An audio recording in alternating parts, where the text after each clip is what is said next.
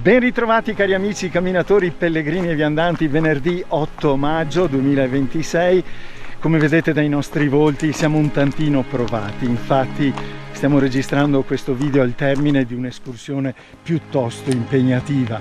2000 metri di dislivello, 24 km, 11 ore di cammino. Siamo sulle vette feltrine, non un itinerario particolarmente difficile, però molto interessante. Ci troviamo nella Val di San Martino, appena sopra Vignui, e oggi abbiamo imboccato subito il sentiero 803 e siamo saliti dove, Fabio? Il primo step è stato la Maigara Mezza Alta, Dario, a quota 1500 metri. Da Maigara Mezza Alta poi siamo saliti, abbiamo intercettato il sentiero Alta Via numero 2, il sentiero 801 che collega il rifugio Boz al rifugio Dal Piaz, e il nostro secondo obiettivo è stato? Il nostro secondo obiettivo di oggi è stato il Sasso Scarnion a quota 2226 metri. Abbiamo trovato tanta nebbia e tanto freddo, poche immagini dal Sasso Scarnion. Poi siamo scesi, abbiamo ripreso il sentiero 801 e ci siamo gustati un panorama strepitoso, meraviglioso, e siamo passati per la Piazza del Diavolo. A 2000 metri di altitudine abbiamo proseguito, abbiamo raggiunto il passo Pietena e da lì siamo scesi per la Busa delle Vette, dove tanti bucaneve ci hanno accolto, ci hanno fatto da tappeto, e siamo ridiscesi per lo Scalone delle Vette, l'812, e adesso siamo quasi alla macchina e siamo, vi assicuriamo, esausti. Comunque le immagini parleranno meglio di qualsiasi altra descrizione. Noi vi salutiamo e vi auguriamo una buona montagna e vi aspettiamo così alla prossima avventura. Ciao! Ciao!